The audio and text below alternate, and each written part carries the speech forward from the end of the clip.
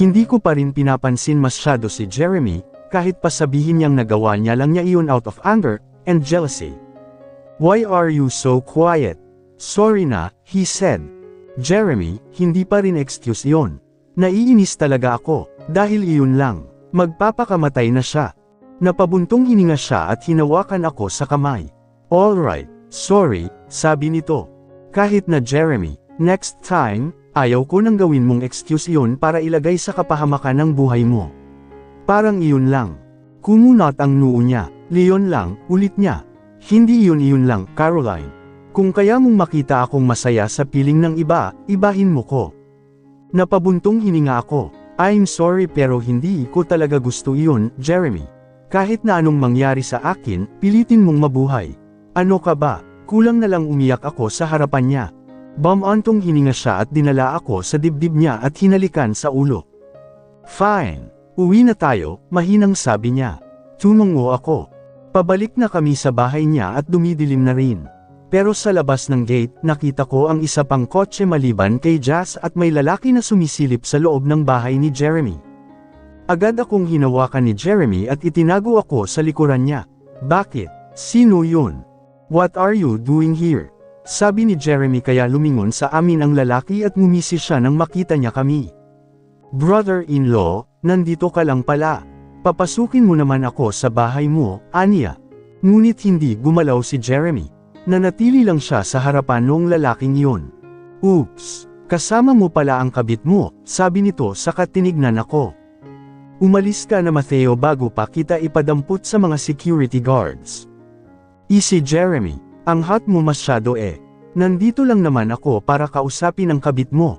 Bakit pakiramdam ko may galit siya sa akin?" Nabalitaan ko kanina umiyak ang kapatid ko dahil pinagtulungan siya ng mother-in-law niya at kabit ng asawa niya. Pagkasabi niya noon, biglang nawala ang ngisi na nakaplaster sa mukha niya. Kinilabutan ako at kinabahan. Mabilis na nawala si Jeremy sa tabi ko. Kuwenilyuhan niya na ngayon yung Mateo na ang pagkakaintindi ko ay kapatid ni Matilda. "Call her kabit once again at hindi ako magdadalawang isip na balian ka ng buto." Nanggigigil na ani ni Jeremy. "Chill brother-in-law, hindi ko naman gagaliwan ang kabit mo eh, Caroline de la Vega pala. Am I right? Is that your name, miss?" Ngumisi si Mateo. "Well, hindi pa," sabi nito at tumawa dahilan kung bakit mas lalong nagalit si Jeremy. Tinulak niya si Mateo at tinadyakan sa tiyan pero tumawa lang ito. "Jeremy, tama na," hinawakan ko siya sa kamay niya. "Umalis ka ditong gago ka ah." Si Jeremy na dinuro pa si Mateo. "Alright brother-in-law, aalis na po," sabi niya at naglakad ng paika-ika pero bago siya pumasok sa sasakyan niya, humarap muna siya sa akin. "Ilan nga ulit anak niyo? 1, 2, 3, o 5? Nanlaki ang mata ko sa sinabi niya. Mas lalong lumakas ang tambol sa puso ko. "At tama, twins pala. Akala ko kasi ano," sabi nito at ninisihan ako pero si Jeremy ang agad na inisip ko. Halos hindi na siya makahinga ng maayos dahil sa galit sa lalaking iyon. "Jeremy, tayo na," sabi ko. Natatakot ako sa Mateo na iyon. Hindi ko alam paano at bakit niya alam ang tungkol sa mga anak ko. Gago talaga ang animal na yun, ani Jeremy kahit nakapasok na kami sa gate niya. "She's Matilda's brother." Noon pa man, mainit na ang dugo niya sa akin. "Bakit?" tanong ko pero ang isipan ko lumilipad kay Mateo. Bakit alam niyang quintuplet ang anak namin ni Jeremy? Hindi ako mapakali. Tumingin ako Jeremy at mukhang hindi naman niya inintindi ang makahulugang sinabi ni Mateo tungkol sa kung ilan ang anak namin kanina. "I don't know." Hindi ko siya pinapansin pero iba ang usapan kung pati kayo idadamay niya sa kabaliwan niya. "If he's mad about the company shares I have, ibibenta ko sa kanya pabalik." Wala naman akong pakialam doon. Kumunot ang noo ko sa sinabi niya. "Kung ganoon, bakit mo binili?" ang tanong ko. "For Matilda," sabi niya na nagpatahimik sa akin. Tinignan niya ako. "I want to divorce her," matagal na but I know na kapag naghiwalay kami, may makukuha pa rin siya sa yaman ko. "That's why I bought the 40% shares of AMC para ibigay iyon sa kanya in exchange, wala siyang makukuha sa mga Anderson." Sabi niya kahit wala pa man akong sinasabi. Niyakap niya ako. Bakit pakiramdam ko ang bait mo sa kanya? Bakit kahit muntik kanyang patayin hindi mo pa rin siya pinakulong? Hindi ba ipapakulong na siya ng mama mo? Gusto kong malaman, Jeremy, nagustuhan mo ba ang asawa mo? Dahil nakakaawa siya, iyon ang sabi ni Jeremy. Gaya ko, kontrolado din siya ng pamilya niya.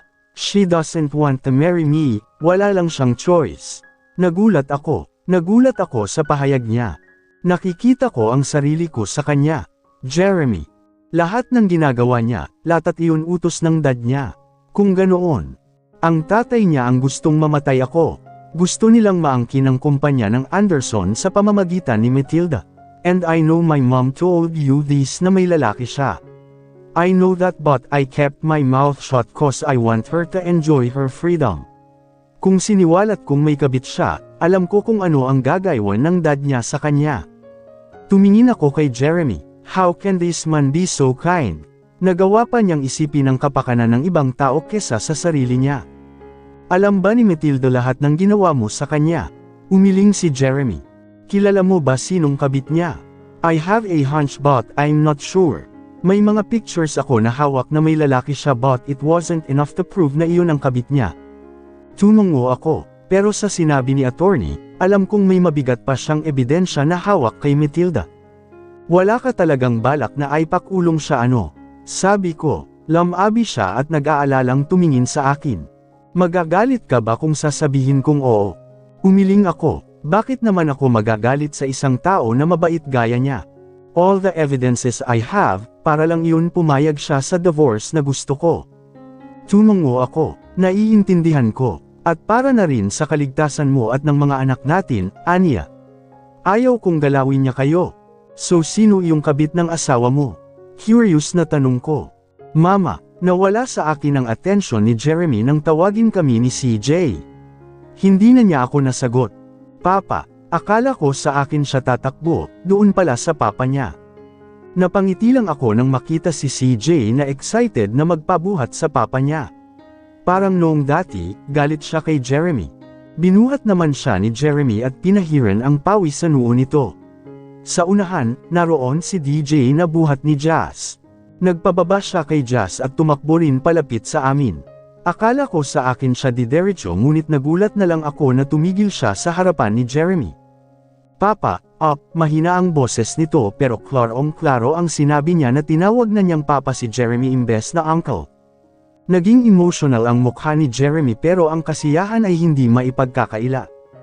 Nasa gilid na ng mga mata niya ang luha niya. Of course, son, sabi nito at binuhat rin si DJ kahit nakarga pa niya si CJ. Ako na nakatingin sa kanila, naging emotional na rin. Wala nang masasaya pa nito kung pati ang tatlo kong anak ay narito, kasama na namin. At sa lahat ng narinig ko mula kay Jeremy, wala naman sigurong masama kung lahat sila dadalhin ko dito. Mas mapanatag ako kung kasama ko sila, kasi ngayon pa lang, kahit tinatago ng mga kaibigan ko ang tatlo, may ibang tao pa rin na nakalaam na ang anak namin ni Jeremy ay hindi lang isa, hindi lang dalawa, kundi 5. Tito, nakabili ka na ng cruise ship? Tanong ni DJ kay Jazz. Yes, son, pero nasa Barcelona. Wow, what does it looks like? A big boat kuya, just like 1,000 Sonny. Si CJ na iniisip kung gaano kalaki ang cruise ship na nabili ni Jazz.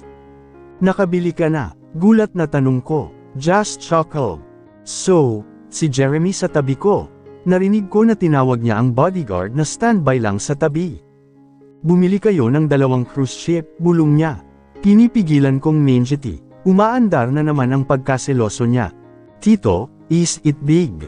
Hindi makaget over si DJ sa cruise ship at hindi niya talaga titigilan si Jazz kakatanong. Oo naman. If malaki na kayo at pwede na mag-travel ulit, you can come with me. As if papayag ako, bulong ni Jeremy. Agad ko siyang kinalabot at pinandilatan ng mata. Yay! I'm excited tito. Pwede sumama si Papa, tito. Si DJ nagtanong dahilan kung bakit nagangat ng tingin si Jeremy sa kanya. Tumingin si Jazz kay Jeremy at tinaasan ito ng kilay. Oo naman, anak.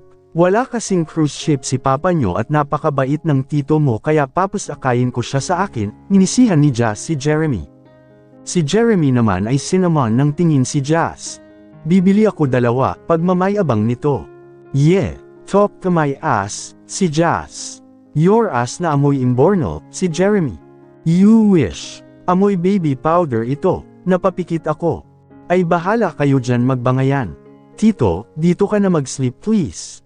Tabi tayo ni Papa sa sala, si CJ kaya natigilan ang 2. Nagulat ako sa gusto niyang mangyari. CJ, hindi pwede yun, yumanggal ako. Why mama, love naman kami ni Papa at Tito kaya papayag sila. Hindi ba po? Nagulat ang 2 at hindi makapagsalita. Grabe mock-up ang gaslight si CJ at mukhang na-corner niya ang 2. Bakit po hindi kayo sumasagot?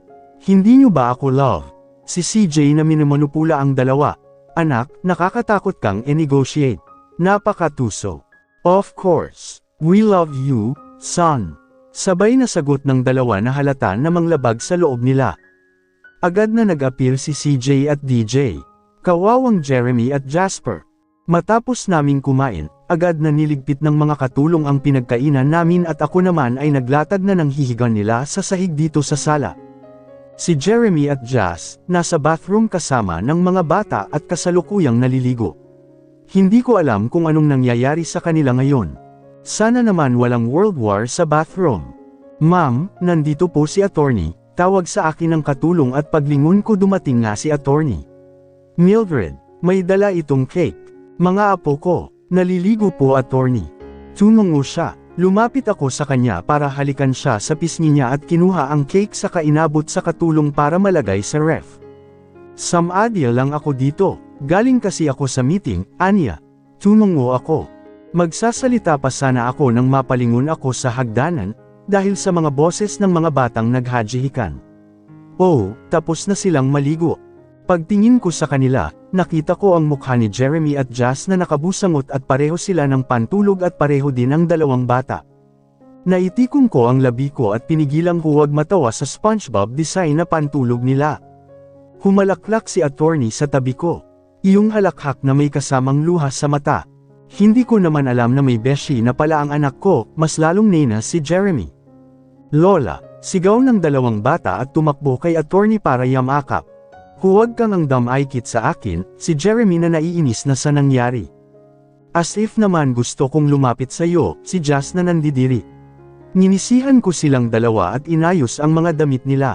Guwapo naman ang 2 ito, parang mga itlog. Babe, Caroline, reklamo nila, natawa ako. Umayos kayo dyan, ang sabi ko at humarap kay attorney at sa mga anak ko. CJ, DJ, aalis muna si Mama Saan ka pupunta? Magkasabay na sabi ni Jeremy at Jazz. Hindi ko sila pinansin. Kasi may kukunin si Mama kina Tita Daph. Hindi ba gusto nyo na silang makasama? Biglang nanlaki ang mata ng 2 sa ibinulong ko. Alam na nila ang ipinupunto ko. Really Mama, nilagay ko ang daliri sa labi ko. Secret lang muna natin ito Agad silang pumalakpak at tumalon sa saya. Kukunin ko na ang 3 kong mga anak. Mula nang makikilala ko yung Mateo kanina, hindi na ako mapalagay na wala sila sa tabi ko. Lumingon ako sa 2 verang. Babalik rin ako bukas. Kay Daph ako matutulog ngayon. Babe, Jeremy, nandito ang mga bata sa iyo kaya rest assured na babalik ako. Bantayan nyo ni Jazz ang 2 at kung may mangyaring masama sa mga anak ko, malalagot kayo sa akin. Ayaw pa rin ni Jeremy but hindi niya ako mapipigilan. Si Jocelyn ay kunot na ang noo at mukhang hindi niya alam ano marahil ang iniisip ko. Oh, pakabait kayo kay Papa at Tito nyo Sabi ko noong nilingon ko muli ang 2. Opo Mama, sabay na sabi nila. Ihahatid na kita Caroline, tumango ako kay attorney na tumatawa lang habang pinapanood kami. Naaliw siya kakatingin sa anak niyang suot ang pantulog na SpongeBob design. Oh, huwag ka ng paranoid dyan, anak. Ihahatid ko si Caroline, sabi ko. By the way, nice couple sleepwear, kinindatan ko ang 2 at agad nila akong sinama ng tingin at natawa kami ni attorney saka nag-appear. Agad akong nagpaalam sa 4 at natawa pa nang makita na parang napapaso si Jeremy at Jazz nang hindi sinasadyang magdikit ang siko nila. Bye Mama, ingat kayo ni Lola, sabi ni CJ at DJ. Kumaway ako at tumalikod na pasunod kay attorney.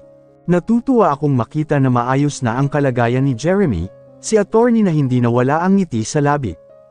Hindi ko nakita ang ngiti, saya, at ganoong ekspresyon sa mukha niya sa mga nagdaang taon. Ngumiti rin ako, masaya ako na masaya na kami ngayon.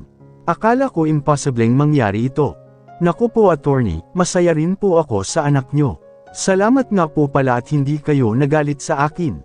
Lumingon siya sa akin sandali. At bakit naman ako magagalit? Kasi po, kinarelasyon ko ang anak nyo. Nahihiya kong sabi. Iha, kay Jeremy dapat ako magalit kung magagalit man. Matanda siya sa iyo so malaki ang tendency siya ang pasimuno kung bakit mo siya pinatulan. Hindi ko mapigil ang hindi ngumiti. Sobrang saya sa feeling na sa akin kumakampi ang ina ng lalaking mahal ko. Sumakay na kami sa sasakyan niya at pinaandar na niya ito para ihatid ako. Dahil nasa bandang galaxy kami at medyo traffic, kailangang lumiko ni attorney at doon kami tatango papuntang Ketkay at Kogon. Iha, what do you think of Jeremy?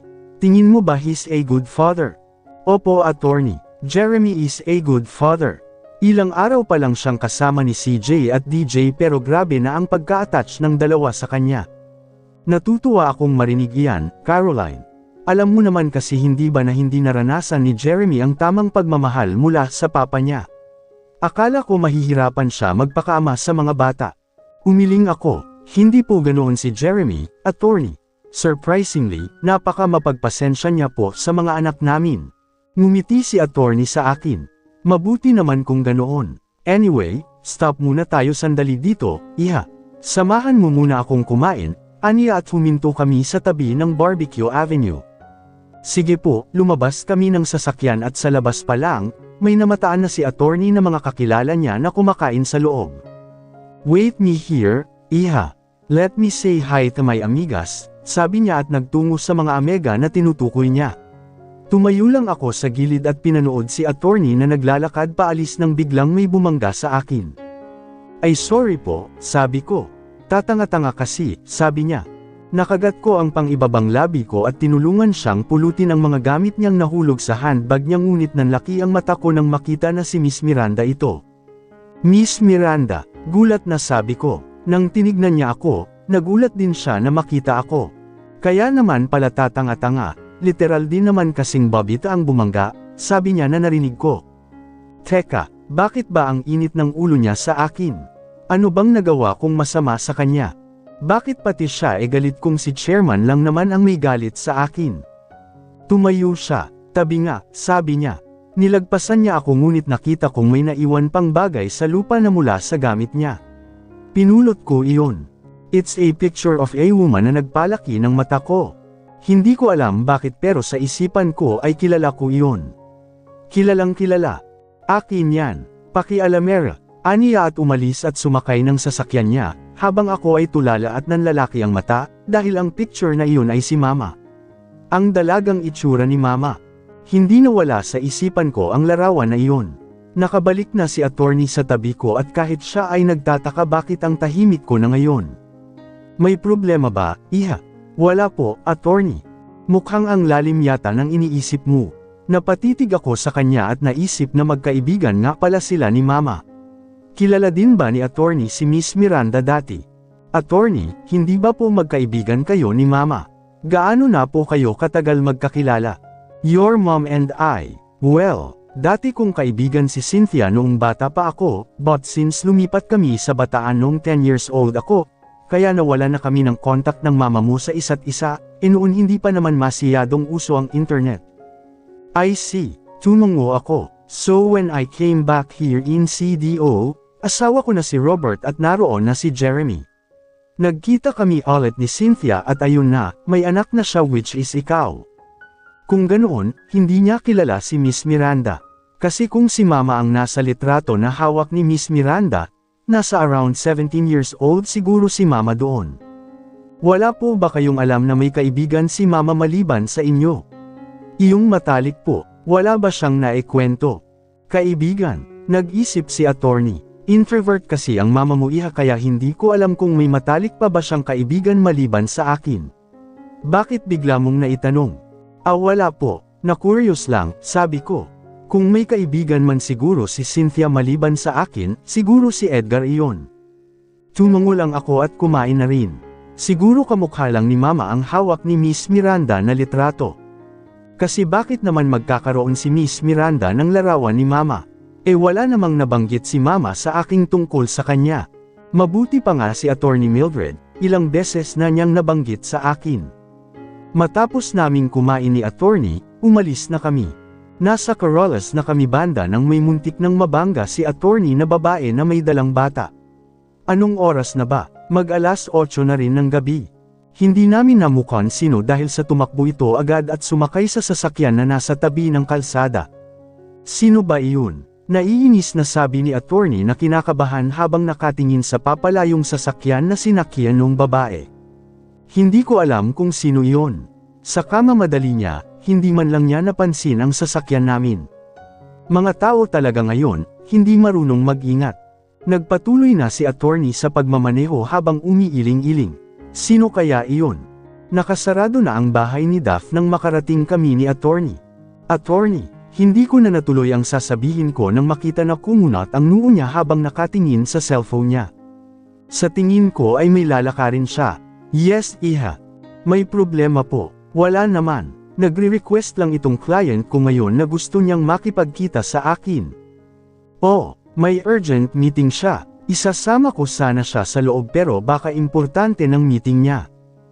Sige po Attorney, mag-iingat po kayo. Salamat po sa paghatid sa akin, sabi ko. Nagpaalam sa akin si Attorney at agad na umalis. Mukhang importante nga. Nang mawala siya sa paningin ko, saka ako lumapit sa gate ng bahay ni Duff. Nag-doorbell ako at maya-maya pa ay lumabas si Duff na humihikab. Duff, nagulat siya nang makita ako.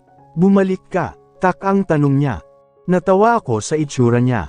May cream pa siya sa mukha niya. Kukunin ko na ang mga bata, ang sabi ko. Oh, si EJ. Aniya, teka bakit ka bumalik? Nag-away kayo ni Jeremy. Si Jazz nasaan? Baka mamaya sinalvage na ni Jeremy ang pinsan ko. Nasa bahay si Jazz ayaw pauwiin ni CJ at DJ. Natawa siya at nilang na para bang expected na niyang mangyayari iyon. Binuksan ni Duff ang gate at pumasok ako. Dito ka ba matutulog? Oo, nasaan ang mga anak ko? Si EJ, nasa kwarto. Kumunat ang noo ko. Bakit? Nasaan si Bryce at Alexandria? Si AJ at BJ? Tanong ko sa kanya. Ang humihikab na si Duff ay natigilan at pinagkunutan ako ng noo. Hindi ba kasama niyo ni Jasper kanina si BJ? Kumunat ang noo ko. Anong sinasabi niyang kasama namin ni Jasper si BJ wala naman kaming bata na kasama kanina. Nagsimula na akong kabahan. Duff, hindi na ako natutuwa. Sana tinatakot niya lang ako. Ang kunot sa noo niya ay napalitan ng pagtataka. I'm not even joking, Carol. Bakit? Nasaan ba ang bata? Diyos ko, sana walang masamang nangyari kay BJ. Gabi na, saan naman siya pupunta? Agad na akong tumakbo papunta sa kwarto ng anak ko at nakita na si EJ lang ang natutulog doon. Nasaan si AJ? Agad kong gin-icing si EJ. Si Duff ay mukhang tinawagan si Nathan. EJ, sabi ko. Mama, hinusat niya ang mata niya, inaantok pa siya pero gusto ko nang umiyak sa pag-aalala. Naisip ko kaagad si Mateo. Sana hindi niya ginalaw ang mga anak ko dahil sa galit niya kay Jeremy. Si BJ, anak. Si Alexandria nasaan? BJ, AJ told me mama na sumama si Bryce sa inyo kanina. Hindi niyo alam. Agad kong binuhat ang anak ko at lumabas ako ng kwarto niya para puntahan si Duff. Hindi ko alam anak. Wala akong alam. Sana ligtas lang si BJ. Duff, ang anak ko. Nagsimula ng manggilid ang luha sa mga mata ko sa pag-aalala at takot. Kuya, where's Bryce exactly? Si Daphne na nag-aalala na. I don't know tita, that's what AJ told me. Sumunod daw si BJ kina mama at tito. Para na akong hihimatayin sa kaba sa sinabi ng anak ko. Kuya, sabi mo kanina sinama ni mama at tito si Bryce. Si Daphne na nagulat sa sinabi ng anak ko. Sinama at sumunod are two different things, si Duff na hindi alam ang gagawin. Nakagat ko na ang pang-ibabang labi ko. Kinakabahan na talaga ako. Binaba ko si EJ at hinarap si Duff. Daph, pahiram ako ng cellphone mo please. Agad niyang binigay sa akin ang cellphone niya. Si AJ, where's my girl, Daph? Bakit wala siya dito? Nasaan na ba ang dalawang anak ko? She's with Ivana. Umuwi si Ivana sa taguluhan at sumama sa kanya si AJ. Daph answered habang ang mukha ay puno ng pag-aalala. Agad kong tinawagan si Jasper. Ilang ring pa lang, sinagot na niya ang tawag. Jas, si Jeremy. Bakit? Is that mama, tito? Si CJ. Jas, lumayo ka muna sa mga bata. Kailangan kitang makausap ng seryoso. Wait, naghintay muna ako sandali. Here, malayo na. Why? What's the matter? Bakit mukhang takot na takot ka? Jas, nakita mo ba si BJ kanina? No, we saw it kanina na hinatid nila tayo ni AJ sa gate. Yeah. Sa gate lang sila. Hindi sumama si EJ kanina sa dalawa dahil nagtatampo siya sa akin. Kung ganoon, lumabas si BJ kanina at sinundan kami ni Jasper. Just ko anak, nasaan ka na? Jas, si BJ, nawawala. Sumunod daw sa atin, nag-aalala kong sabi. Nagmura agad si Jas, hindi ko kayang iwan ang mga bata dito. Bakit? Nasaan si Jeremy? Bakit? Nasaan si Jeremy? Tak ang tanong ko. Kailangan niyang umalis kasi pinapunta siya sa opisina niya ngayon. Urgent daw, hindi ko na alam ang gagawin ko. Nagkataon pa na wala si Jeremy sa bahay ngayon. I'll call you back, Jas. Teka sanda. Pinatay ko na ang tawag at humarap kay Daph. Daph, may number ka ba ni Jeremy? Agad siyang umiling. Wala but I can text Ate Natasha, sabi niya. Kinuha niya ang cellphone niya at tinext si Natasha. Ilang minuto lang, mukhang nag-reply na si Natasha sa kanya. Binigay na muli ni Daph ang cellphone niya sa akin. Here, that's Jeremy's number. Agad kong tinawagan si Jeremy at unang ring pa lang, sinagot na niya ang tawag. Hindi ko alam anong sasabihin but I need his help. Kailangan naming mahanap si Bryce ngayon. Who's this? Jeremy, this is Caroline. Natigil ako sa kakasalita nang marinig ang boses ng bata sa kabilang linya na nagwawala, na sobrang pamilyar sa akin. Mama's working here, let me in. Boses ni Bryce na sumisigaw. Sir, ano pong gagawin namin? Magdadalawang oras na po siyang nagpupumilit na pumasok, sabi nung guard. Oh my God, sabi ko, yan ba ang boss mo? Oy sir, kilala mo ba ang mama ko? Dito siya nagtatrabaho. Bryce, sabi ko, Bryce, si Jeremy na mukhang ngayon ay naiintindihan na niya ang nangyayari. Yeah, that's my name. My mama is working inside that building. What's your name? Boses ng chairman ang narinig ko. Oh my God, nandoon rin ang chairman. Bryce, my name is Bryce Jameson de la Vega. Ang sabi ni Bryce at narinig ko ang tawa ni chairman sa kabilang linya. Oh my God. I think I know where Bryce is. Si Nathan nakakapasok lang kung nasaan kami ni Daph. Nasa Anderson Locks Hotel siya ngayon, dagdag ni Nathan. Tell me Caroline, si Jeremy nagsalita ng seryoso sa kabilang linya. Ilan ang batang niluwal mo? Sabi niya, napapikit ako, sasabihin ko na, heto na. Triplets ba? Si Jeremy na kahit ang paghabol ng hininga ay klaro sa tainga ko. Nakagat ko ang pangibabang labi ko. Humarap ako kay EJ na nag-aalalang tumingin sa akin. No Jeremy, I gave birth to quintuplet. I said, closing my eyes. Finally, nasabi ko na sa kanya na may 5 kaming anak. Sir Jeremy, sigaw ng mga tao sa kabilang linya. Medic, bilasan nyo. Call an ambulance. Is that dude okay? Rinig kong sabi ni Bryce, at narinig ko na tumawag na naman ulit ang chairman. Pagdating ng hospital, nakita ko si Bryce na nasa tabi ng chairman at kumakain ng hamburger. Nag-uusap ang dalawa at si Bryce, prenteng nakaupo sa upuan sa waiting area. Si chairman ay nakangiti lang kay Bryce at mawawari sa mukha na natutuwa siya dito. Lolo, this is so delicious. Gutom na gutom ako kanina kasi kanina pa ako naglalakad.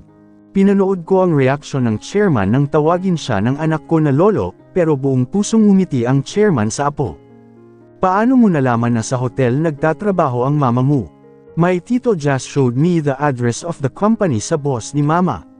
So I assumed na nasa company rin si mama ngayon but sadly, I got lost on my way, sabi nito at parang matanda na umiiling na tila disappointed. Natawa ang chairman ulit, panay tawa siya ngayon, kabaliktaran sa iniisip ko dapat na maging reaksyon niya. So paano ka nakapunta sa hotel? I rode a jeep lolo at bumaba ako doon sa mall. I was with an old lady so probably the driver was thinking na apo ako ng old lady. Nasapo ko ang mukha ko sa narinig sa anak. Then hinanap ko ang hotel. Nagtanong-tanong ako sa mga tao, dagdag ni BJ na para bang ang ginawa niya ay hindi big deal. 6 years old pa lang siya. Just ko, hindi ka ba natakot? No, tinuruan kasi kami ni mama ng traffic lights. She also told us the art of questioning so there's nothing to worry about kasi alam ko naman magtanong. Ngumiti ang chairman, napabilib sa sinabi ni Bryce. Kayo lahat ng mga kapatid mo alam iyon.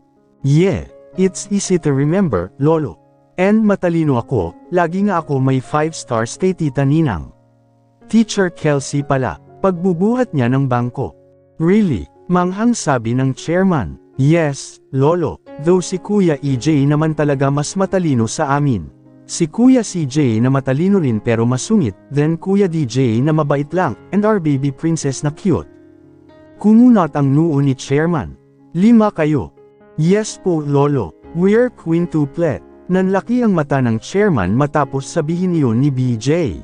Wait, is that, dude, still sleeping?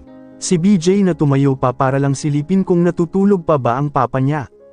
Nandito lang ako hallway, nakatingin sa kanila, awang ang labi at gulat na gulat. Bakit siya nahimite, lolo? Is he sick? BJ, tawag ko sa anak ko. Lumingon sila ng chairman sa akin at nanlalaki ang mata ni Bryce nang makita niya ako. Mama, tumakbo si BJ palapit sa akin at niyakap ako sa tiyan. Nagkatitigan kami ng chairman. Good evening chairman, sabi ko. Caroline. Binuhat ko ang anak ko. Mama, lolo gave me hamburger. He's so generous. Pagbibida ni Bryce sa akin. How are you, Iha? Hindi ko alam anong iniisip niya ngayon. Klaro pa sa isipan ko na ililigpit niya ang anak ko kapag nakita niya ito. Pasensya na po, sinisigurado kong hindi na kayo guguluhin ng mga anak ko. Teka, I meant no harm to you. Napatitig ako sa kanya. Look, wala talaga akong ideya sa sinasabi mo tungkol sa pagbabanto ko sa inyo 7 years ago. Hindi ko alam gaano kapangit ang paningin mo sa akin para maisipan mong ginawa ko iyon. Nagtiimbagang ako, hindi yun gawa-gawa ko lang chairman. Klaro sa akin lahat na ikaw ang may pasimuno noon. Mama, are you okay? Si BJ na nag-aalala na. Alright, I understand. Don't worry, wala akong intensyon na masama sa iyo at sa mga apo ko. Kung alam mo lang kung gaano ko kagusto na makasama sila. Why is he like that? Is he lying? Kung wala siyang alam, kung ganoon, bakit sinabi yun ni Miss Miranda sa akin noon? Nagsisinungaling si Miss Miranda, Leon ba iyon? Pero bakit? Anong dahilan? Wala naman akong kasalanan sa kanya. No, I shouldn't conclude. Right now, hindi ko pagkakatiwalaan si chairman. Aalis na ako at hintayin niyo na lang si Jeremy na magising, sabi niya. Hindi ako sumagot, bumilid lang ako para makadaan siya. Teka po mama, ang sabi ni BJ. Lolo. Lumingon ang chairman kay BJ. Tumakbo papunta si BJ sa kanya at niyakap siya. Thank you po sa hamburger. Nagulat ang chairman at kita sa mata niya kumislap ito dahil sa luha. Para kang papa mo, bulong nito narinig ko. You're welcome apo, sabi niya at ginulo ang buhok ni Bryce. Ngumiti si Bryce sa kanya at kumaway-kaway pa. Nang mawala ang chairman, saka ko kinuha ang anak ko. Ang sakit nila sa ulo magkakapatid minsan. BJ, hindi nagustuhan ni mama ang pag-alis mo na walang palm. Hama ba ang nguso niya? Sorry mama, I was curious kasi kung saan ka nagwo-work. And Tito just gave me this magazine. Sabi niya dyan ka daw nag-work, kinuha nito ang punit na magazine kung saan may picture ng Anderson Locks Hotel. Tinupi niya ang papael at nasa bulsa niya. Ganoon katalino itong anak ko. Just ko, Mrs., kayo po ba ang kasama ni Mr. Anderson? Napatingin ako sa doktor kaya hindi ko na napagsabihan pa si BJ. Opo Doc, ang sabi ko. Pwede na po kayong pumasok, aniya. Pumasok kami ni BJ sa loob at nakita namin si Jeremy nagising na. Tumingin siya sa amin at nanlalaki ang mga mata niya nang makita kami ng anak niya. He's so weird, bulong ni BJ sa akin. Jeremy, umupo siya at gaya sa unang pagkikita niya sa dalawang anak niya, para na rin siyang maiyak habang nakatingin kay Bryce ngayon. He's Bryce Jameson, our son. Sabi ko. Tumingin si BJ sa akin na nanlalaki ang mata habang si Jeremy ay hindi alam anong sasabihin. Son mama, yes, anak, because he's your papa, sabi ko pa. Bumaling si BJ kay Jeremy. Pagkatapos ay tumingin ulit sa akin. Son, tinawag na siya ni Jeremy pero si Bryce kumapit lang sa leeg ko. Mama, this is so weird. Aniya at ibinaon ang mukha sa leeg ko. Bakit naman weird? Kasi Kuya CJ told us we don't have a papa. If meron then bakit ngayon lang siya nagpakita? How about noong baby pa kami? Jeremy looked so guilty habang nakikinig sa anak niya. Wala naman siyang kasalanan kaya I need the help para maintindihan ni Bryce bakit ngayon lang nagpakita ang papa niya sa kanya. Because papa is just working and now, he's here.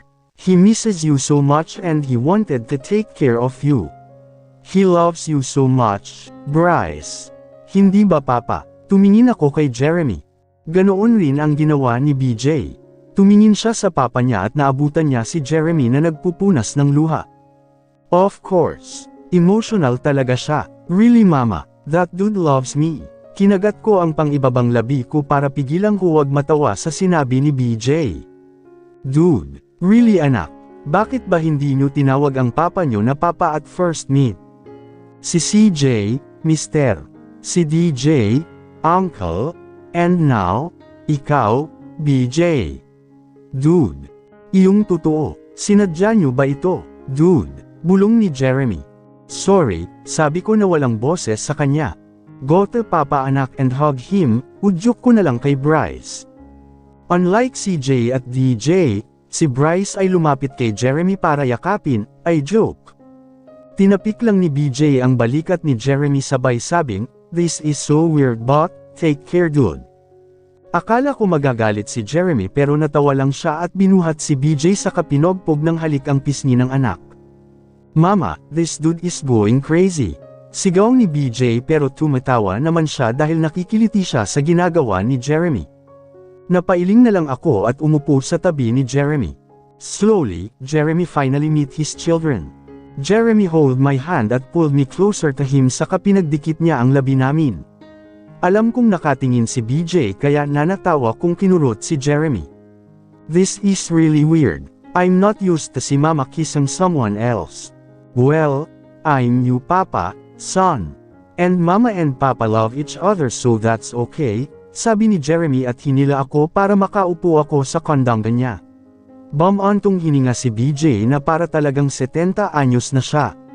Fine. After all, mama said that the dude is my father, sabi ni Bryce at doon na ako natawa ng tuluyan. Sana naman hindi ako tawagin ng dalawa ng kung ano-ano other than papa or dad, bulong ni Jeremy na nakangiwi dahil sa sinabi ng anak na dude.